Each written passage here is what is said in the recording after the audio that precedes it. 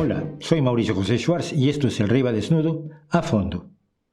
Usted seguramente piensa que es libre, especialmente que es libre de pensar lo que le apetezca y salvo que me esté viendo desde alguna dictadura de esas en las que probablemente ni siquiera tiene YouTube, es razonablemente libre para expresar lo que piensa. Y si encuentra usted, tiene o percibe limitaciones a su libre expresión, seguramente lo considera una terrible ofensa, una intromisión indebida o incluso un escándalo catastrófico, ya sea debido a que haya leyes que puedan sancionarle si dice o escribe ciertas cosas, o sea debido a presiones sociales de todo tipo, desde la religión y las costumbres familiares hasta las reglas en el trabajo o la cultura de la cancelación, que si usted se fija va un poco en retirada, pero todavía tira mordiscos peligrosos. Esto de ser libre, como en una canción de Nino Bravo, ya sabe usted, libre como el sol cuando amanece, aunque en realidad el Sol sigue las leyes de la gravitación y la relatividad y no tiene libertad alguna para amanecer un día por el norte o hacerlo media hora tarde. Pero esto de ser libre de verdad es sin embargo una moda bastante reciente, enormemente reciente. Tanto que si consideramos que la cultura humana se originó hace unos 40.000 años, según nos cuentan los paleoantropólogos, esto de pensar libremente y hablar libremente de lo que uno piensa de manera generalizada ha sido la norma más o menos durante apenas un poco más de la mitad del 1% de nuestra historia como especie. Esa idea de libertad es apenas uno de los aspectos de nuestra vida que se ha visto tocado por una serie de transformaciones radicales de todo cuanto había sido la idea del ser humano y su sociedad y que se desarrollaron a lo largo de los últimos 350 años, a las que llamamos en general la Ilustración o la Edad del Pensamiento Ilustrado. ¿Qué cosas cambiaron con la Ilustración? Todo. Desde las relaciones familiares hasta la economía, desde los sistemas de gobierno hasta la percepción que tenemos de nosotros mismos, desde nuestra concepción del universo hasta nuestra relación con nuestras creencias religiosas si las tenemos e incluso el derecho a no tenerlas sin ser asesinado. Todo lo que había sido verdad desde que podemos reconstruir la vida humana, todo, absolutamente todo, se transformó de una manera radical con la Ilustración. Pero el cambio no ocurrió, claro, de modo súbito.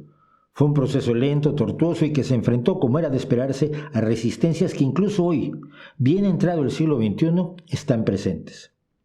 Antes de ver lo que hizo la Ilustración, veamos un poco cómo era el mundo ADLI, antes de la Ilustración.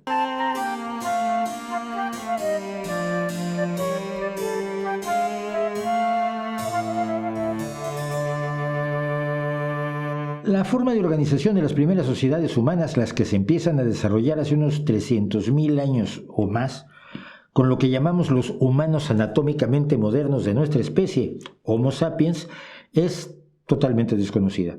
Los antropólogos tienden a discutir desde tres hipótesis: la de una sociedad sin jefes ni jerarquías, de iguales totales, la de una sociedad con alguna jerarquía pero sin un solo líder decisivo que pudiéramos considerar el rey o el monarca, o la de una sociedad regida mayormente por un individuo en la parte superior de la jerarquía al que podríamos llamar rey.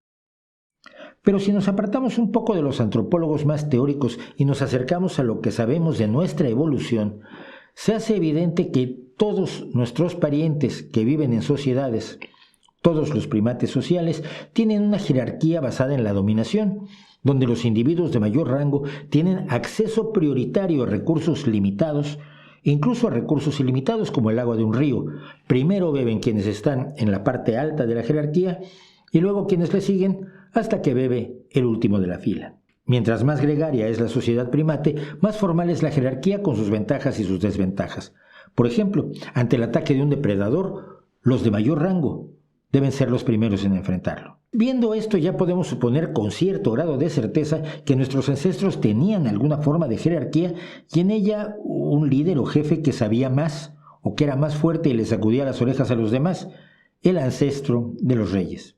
Y los reyes podían llamarse de muchas formas, podían ser faraones en Egipto, Lugales en Mesopotamia, Huangdi en China, Tlatoanis entre los mexicas o aztecas, Mansa en el imperio de Mali, Tenos en el Japón, Basileus entre los griegos clásicos, Césares en la Roma antigua y de muchísimas formas más.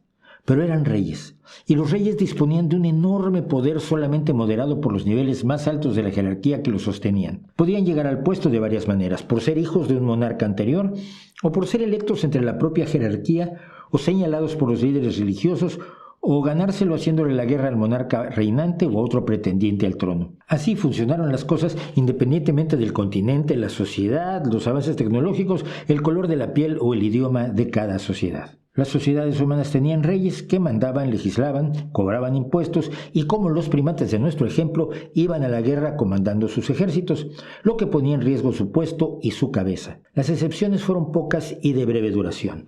Atenas en el siglo V a IV antes de la era común, Roma del 509 hasta el 27 antes de la era común, Cartago del siglo IV antes de la era común hasta su destrucción en el 146 también de la era común y poco más. Claro que en distintos lugares y momentos algunas decisiones, algunas incluso importantes, podían ser tomadas en asamblea por los ciudadanos de mayor rango o incluso todos ellos, generalmente sin tener en cuenta a las mujeres, en lo que se podría llamar un proceso democrático incipiente.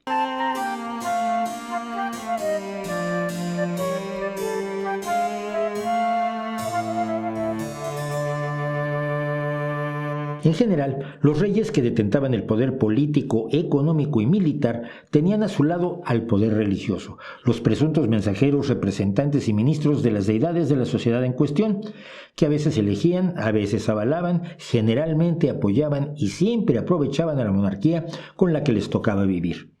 El equilibrio era variable. Algunas sociedades, como la mexica, se podrían caracterizar más como teocracias en los momentos en que, a falta de un monarca heredero, los sacerdotes, apoyados por los nobles y los ancianos, elegían a un líder. Pero en general, religión y monarquía eran, en prácticamente todas las sociedades, los elementos rectores clave.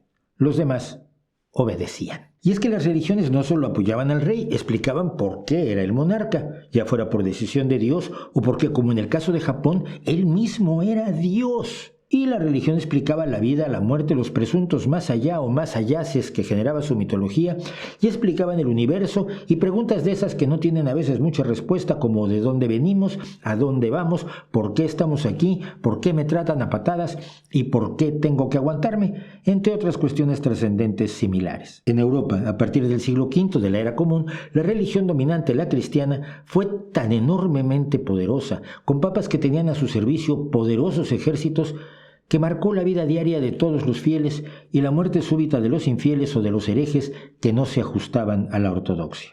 Y en cuanto al conocimiento del universo, lo que no explicaban las religiones lo pretendían explicar las supersticiones o los argumentos filosóficos. ¿Por qué caen las cosas?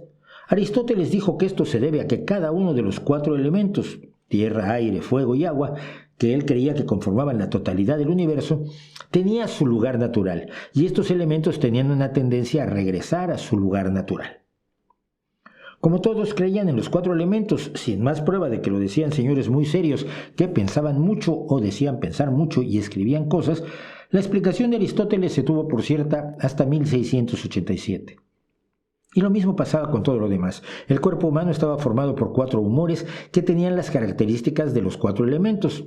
La tierra es seca y fría, el fuego es seco y caliente, el aire húmedo y caliente, el agua húmeda y fría. Los niños nacían, decía Aristóteles, porque el esperma era sangre reproductiva altamente purificada, con todos los nutrientes de todas las partes del cuerpo, y se coagulaba con la sangre reproductiva impura, qué sorpresa, de la mujer, para formar el embrión. Y así se explicaba cualquier cosa, con cuidadosos razonamientos refinados a lo largo de los siglos. Otras sociedades obviamente tenían otras supersticiones, también primorosamente refinadas, pero que compartían con las demás el hecho de que eran totalmente imaginarias, y explicaban las cosechas, la lluvia, por qué el carbono ayudaba a que el hierro se convirtiera en acero, y por qué los dioses querían que usted fuera un buen súbdito sin demasiados anhelos. Es como para fiarse de los que hoy citan a Aristóteles como alguien a quien hay que hacerle caso porque dijo: salir, aunque fuera un poco del destino que marcaba el nacimiento de uno, como plebeyo, vasallo, aldeano, villano y obediente profesional, que es el caso probablemente de todos los que me ven y de mí mismo. Solo se podía hacer vistiéndose de sacerdote del dios del lugar o haciéndose soldado, ya fuera soldado profesional si había un ejército profesional o atendiendo al llamado del rey cuando convocaba a un ejército, ya fuera para atacar a otro monarca o para defenderse de un colega que lo estaba atacando. Y eso en algunas sociedades, donde uno podía, siendo cura o soldado, subir en la escala social. En otras ciudades, como la indostana, la pertenencia a una casta dictaba quién iba a ser uno y qué iba a hacer en la vida, sin posibilidad de eso que hoy llamaríamos movilidad social, que en sí en general en la historia humana era escasa. Muy pocos campesinos pobres llegaron a reyes.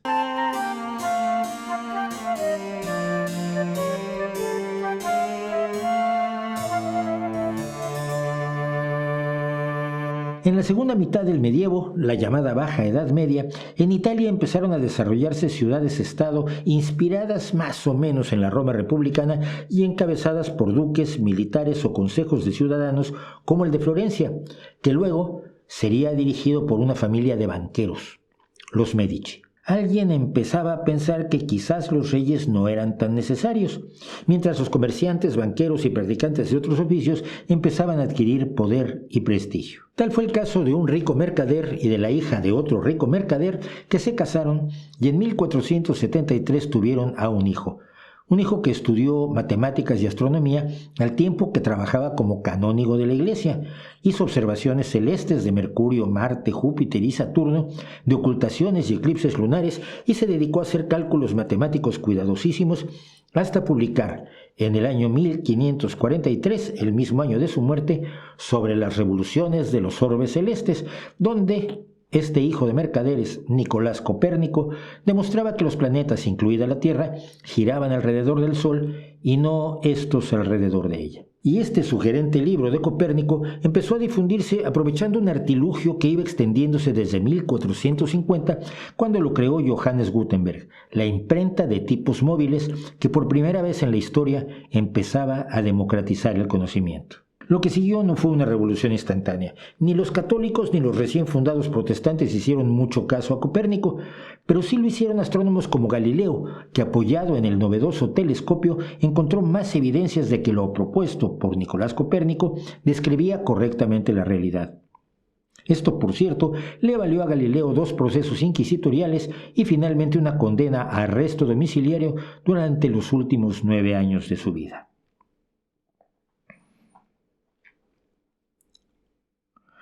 Esto, por cierto, le valió a Galileo 2 procesos inquisitoriales y una condena a arresto domiciliario durante los últimos 9 años de su vida. Simultáneamente, otros se aventuraron a desafiar las verdades establecidas por los antiguos y razonadas por... Simultáneamente, otros personajes se empezaron a aventurar a desafiar las verdades establecidas por los antiguos y razonadas por siglos de filósofos y teólogos. Andrea Vesalius y sus estudios anatómicos el mismo año de 1543. La trigonometría analítica de François Viet en 1591. Giordano Bruno y la defensa del libre pensamiento, que le cuesta la vida en el 1600. Los logaritmos de John Napier en 1614, la estructuración del método científico por parte de Francis Bacon en 1620, la geometría de René Descartes en 1637, el barómetro de Evangelista Torricelli en 1643, los estudios de Robert Boyle en 1666 y la ley de la gravitación universal de Isaac Newton del libro Principia Mathematica de 1686, que condensa todo el trabajo hecho en la astronomía desde Copérnico y sienta las bases de la física moderna. Había sido una verdadera revolución en medio siglo, la revolución científica, el primer capítulo de la Ilustración.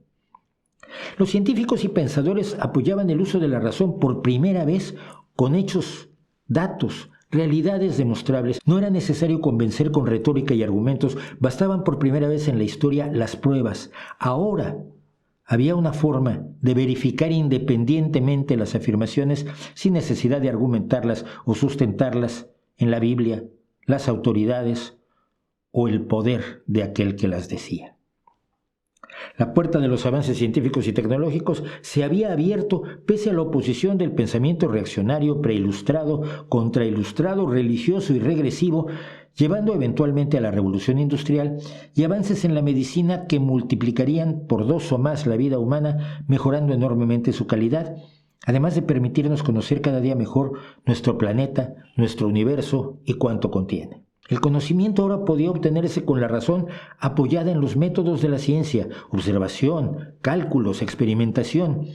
Era un conocimiento mucho más sólido que el que ofrecía la religión, que era finalmente revelada, no demostrada, no comprobable, producto de la inspiración divina, de la revelación mística, de la interpretación de los escritos de la Biblia o de los que escribieron sobre la Biblia, de cosas que no se podían diferenciar de meras fantasías. Pero si se podían cuestionar esas revelaciones de la Biblia sobre la realidad y se había visto que estaban erradas en sus ideas sobre, por ejemplo, el universo y el cuerpo humano, ¿se podía cuestionar todo lo demás?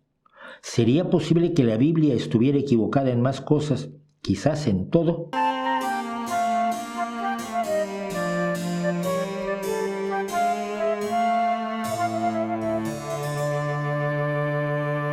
Ya desde el medievo se había empezado a plantear el problema de la legitimidad de los monarcas. ¿Por qué debían tener el poder y el reconocimiento y ser los de más rango entre toda la gente? ¿Cuál era el motivo? ¿Cuál era la explicación? Los varones británicos ya habían desafiado el poder total del rey con la Magna Carta de 1215 que le obligaron a firmar, aunque por algo será, nunca se puso en práctica. Y para el siglo XVI, precisamente cuando los reyes europeos tenían el poder absoluto, el cuestionamiento de su posición en la sociedad crecía. ¿Dios los había nombrado soberanos? ¿Seguro? ¿Podría Dios confirmárnoslo? Y si no era así, ¿qué los hacía diferentes? John Locke, médico y pensador, argumenta contra el derecho divino de reinar y empieza a extenderse la idea de algo impensable en el pasado. Que pese a las diferencias en los más distintos aspectos entre los seres humanos, todos somos iguales en lo esencial y debemos ser considerados iguales ante la ley y ante la sociedad.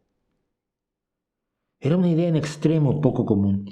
Incluso en las sociedades tempranamente democráticas había jerarquías incuestionables. En Grecia solo votaban los hombres adultos libres que hubieran hecho el servicio militar. En Roma votaban los ciudadanos romanos adultos hombres. La idea de la igualdad de todos, incluidas las mujeres, era original, aunque con algunos antecedentes antiguos en Mesopotamia, la India y Egipto que solo empezamos a conocer ahora. La idea de la igualdad implicaba que cualquier persona entonces podría gobernar si tuviera las facultades, la disposición y el acuerdo social para hacerlo. Es decir, implicaba la democracia como sustituto de la monarquía, la soberanía popular como sustituto de la soberanía divina. Y como Dios no puede decidir darnos un jefe porque no viene a decírnoslo, pues nosotros lo decidiremos. Las mismas preguntas y la misma actitud cuestionadora sobre los movimientos de los objetos celestes que comenzaron con Copérnico se empezaron a aplicar a la política, a la sociedad y al ser humano en distintos lugares. Pensadores como Voltaire, David Hume, Jean-Jacques Rousseau, Montesquieu, Jefferson o Jovellanos proponen respuestas a preguntas que antes nadie se había atrevido siquiera a hacer.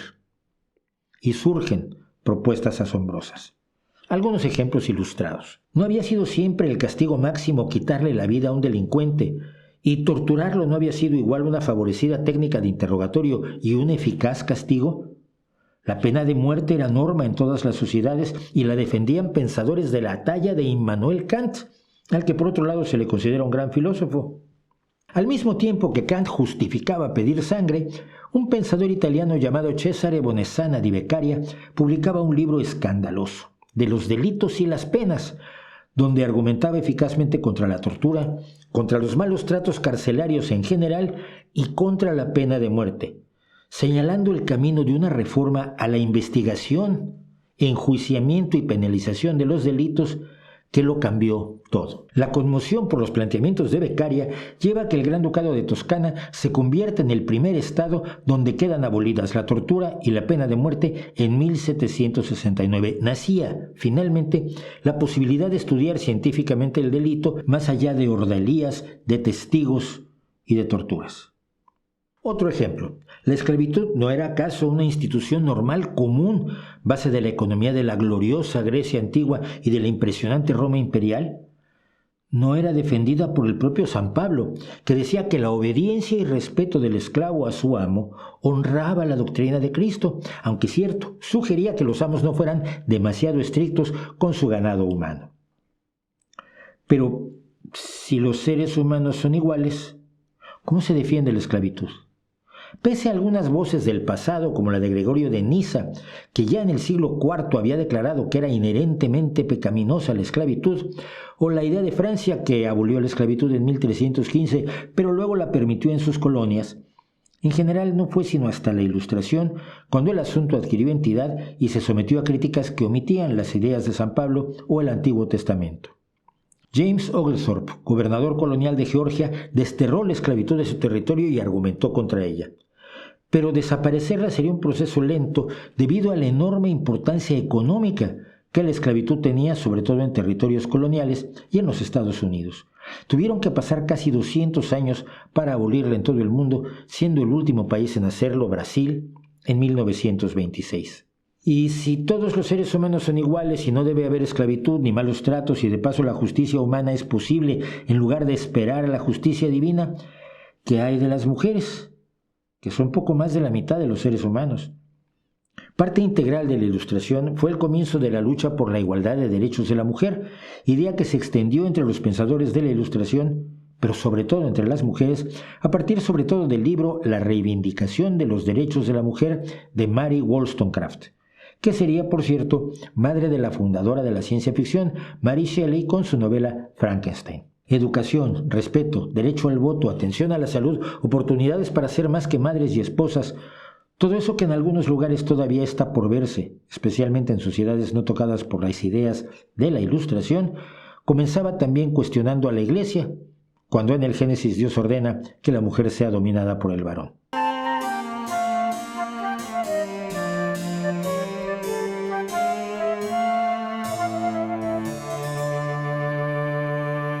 Durante toda la historia, los territorios conquistados en el pasado por algún monarca no se independizaban, por lo menos no exactamente. Eran abandonados o reconquistados o arrebatados por otros poderes recién llegados con ejércitos más poderosos. Pero la Ilustración, con su rechazo del derecho divino de los monarcas y su idea de igualdad, infectó a las colonias más provechosas de la época, cuyos habitantes se plantearon la soberanía del pueblo, de la mayoría, por encima de la de los monarcas, especialmente si vivían lejos y solo se dedicaban a sacar los recursos de los territorios coloniales. Estados Unidos se independizaría de Inglaterra en 1776, Haití de Francia en 1804 y a partir de 1810 se sucede una serie de movimientos armados con bases sociales y políticas más que de predominio de un rey sobre otro, que acabaron independizando a América Latina en apenas un cuarto de siglo, con la excepción de Cuba y Puerto Rico, que no lo hicieron sino hasta 1898. Y en cuanto a los reyes, el primer experimento por despedir a un monarca para establecer un poder democrático se llevó a cabo en Francia en 1789 con magníficos ideales y nobles objetivos, pero las cosas salieron horriblemente mal y la revolución, despeñada en el terror, se vio seguida del imperio de Napoleón y la restauración monárquica, y no sería sino hasta mucho después nuevamente una república. Pero la institución monárquica estaba herida de muerte, aunque su agonía fue larga, lenta y dolorosa. No todo en la Ilustración fue luminoso, valga la paradoja, y no hay una línea de avance suave y continuada desde las ideas de Copérnico hasta las luchas de hoy por la democracia, la libertad, la justicia y la igualdad, sobre todo la igualdad de oportunidades y ante la ley. Por supuesto, se puede decir que queda muchísimo por hacer para convertir en realidad plena para todos los seres humanos los ideales que se desprendieron de ese cambio de forma de pensar. Y por supuesto que hay todavía fuerzas poderosas que buscan detener o revertir los cambios que se han operado en el mundo. Hay incluso gente que rechaza las ideas de la Ilustración por haber surgido en Europa, lo cual sería como rechazar la brújula porque nació en China. Porque es innegable que la vida, sobre todo la de las grandes mayorías de los anónimos que componen las grandes masas de nuestra especie, nosotros, usted y yo, experimentó enormes mejoras. Una vida más sana, más libre, más justa, más larga, más informada y más pacífica es mejor, aunque todavía no sea totalmente sana, libre, justa, larga, informada y pacífica, sobre todo si contiene en su seno la posibilidad, la semilla de luchar por mejorar en todos esos aspectos y podemos ver que se va avanzando, a veces con desesperante lentitud. La transformación que produjo la Ilustración acabó en muchos sentidos con formas de vida plenamente arraigadas en nuestras sociedades. De allí el rechazo que aún sufre. Y ha sido un cambio tan profundo que lo toca prácticamente todo.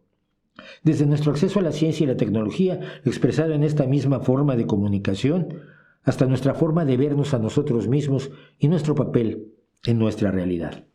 Las ideas de la Ilustración no son meras ideas.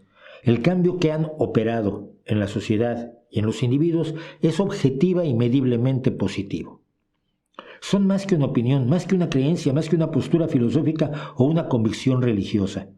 Son toda una forma de enfrentar la realidad natural y social con disposición a comprenderla, conocerla y modificarla para dar a todos una existencia más digna.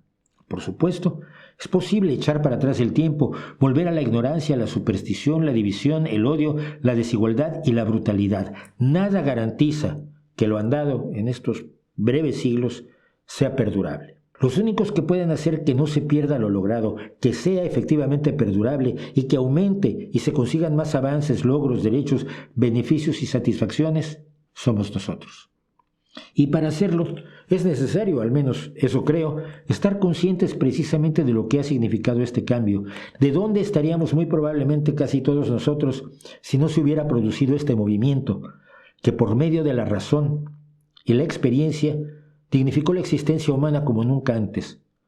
Y esto es algo que merece ser cuidado y protegido, no solo por ser buenos, sino por nuestra propia conveniencia. ¿No cree usted?